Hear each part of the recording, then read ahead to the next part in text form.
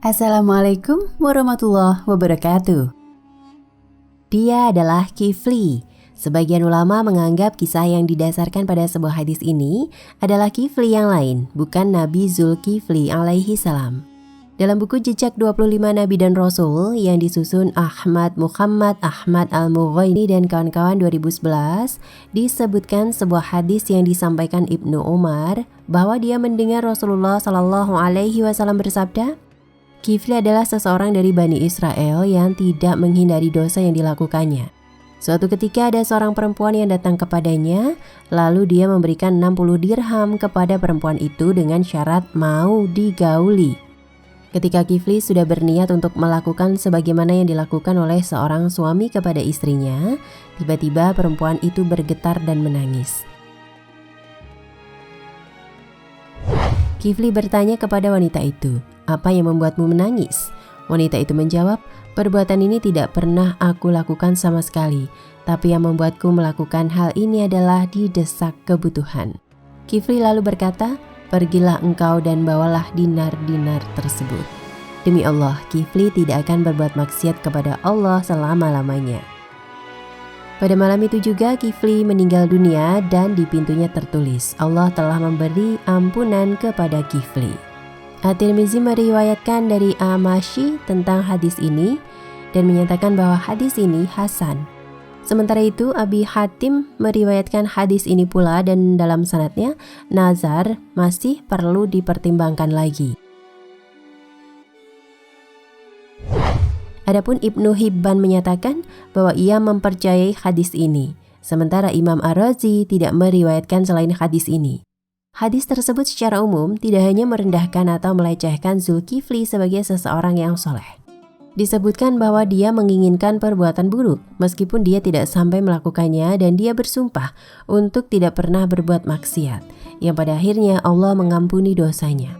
Akan tetapi hadis tersebut juga menafikan kenabian yang ada pada Zulkifli.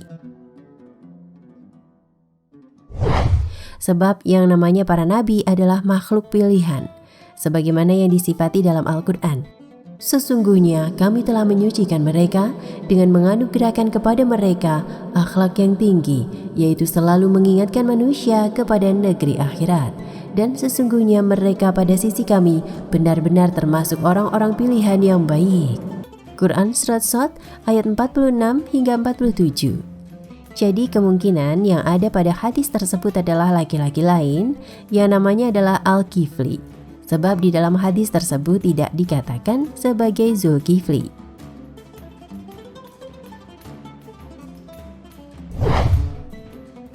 Berlipat ganda. Al-Kifli maknanya adalah berlipat ganda. Ada juga yang mengatakan bahwa maknanya adalah yang memiliki bagian. Zulkifli adalah seseorang yang memberikan keputusan dengan lurus dan memutuskan perkara kepada manusia dengan adil. Oleh karena itu, dia dinamakan Zulkifli. Sebagian referensi mengatakan bahwa Allah menamakan seperti itu karena dia menanggung perkara dan mampu menyelesaikannya. Ada pula yang mengatakan bahwa makna Al-Kifli adalah pelipat gandaan balasan dan pahala. Allah Subhanahu wa Ta'ala berfirman, "Dan ingatlah akan Ismail, Ilyasa, dan Zulkifli. Semuanya termasuk orang-orang yang paling baik." Quran Surat Shad ayat 48.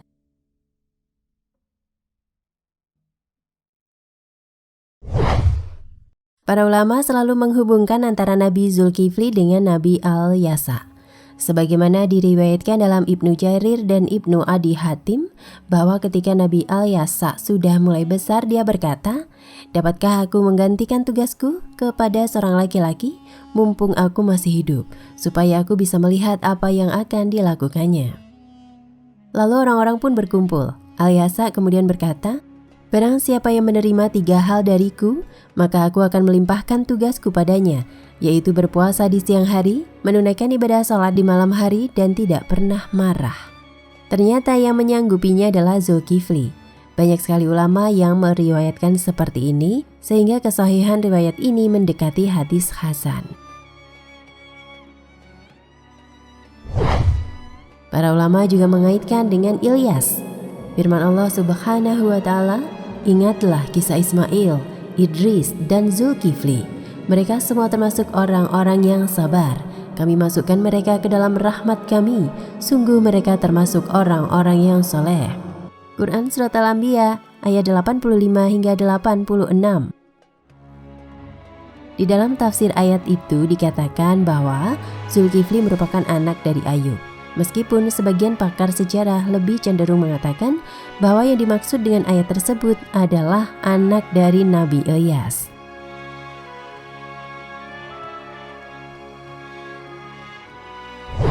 Beda pendapat. Dalam tafsir Al-Wasit, bab tafsir surah Al-Anbiya disebutkan bahwa para ulama berbeda pendapat tentang kenabian Zulkifli. Meskipun mayoritas ulama menyatakan bahwa Zulkifli adalah salah seorang nabi yang berasal dari Bani Israel, walaupun tidak diketahui ujian yang pernah menimpanya. Demikianlah tiga nabi tersebut saling berkaitan dan ulama berbeda pendapat mengenai kenabiannya. Ada sebagian ulama yang berpendapat bahwa Zulkifli bukanlah seorang nabi, tapi dia hanyalah seorang laki-laki biasa yang soleh. Sementara itu ada juga yang berpendapat bahwa Zulkifli adalah seorang nabi. Mereka berdalil bahwa Al-Quran menuturkannya lebih dari satu tempat bersama dengan para nabi. Inilah pendapat yang paling unggul atau rajih. Adapun Nabi Al-Yasa dalam banyak referensi disebutkan bahwa dia memilih Zulkifli untuk menjadi penggantinya dalam memberi keputusan hukum kepada manusia. Meskipun demikian, para ulama sepakat bahwa Zulkifli senantiasa berpegang teguh pada manhaj atau metode yang dipakai oleh Nabi Ilyas alaihi salam. Kisah Nabi Zulkifli dituturkan dalam surat As-Saffat secara singkat namun jelas. Dikisahkan bahwa Zulkifli mengajak kaumnya untuk menyembah Allah dan meninggalkan penyembahan terhadap berhala. Tapi mereka mendustakan, mengingkari, dan bahkan berencana membunuh Zulkifli. Zulkifli lalu kabur dan bersembunyi dari kaumnya. Hingga pada suatu ketika, Allah menghancurkan raja yang zalim dan menggantinya dengan orang lain. Setelah itu raja yang baru tersebut mendatangi Zulkifli untuk menyatakan masuk Islam, yang kemudian diikuti oleh kaumnya dengan jumlah yang cukup banyak.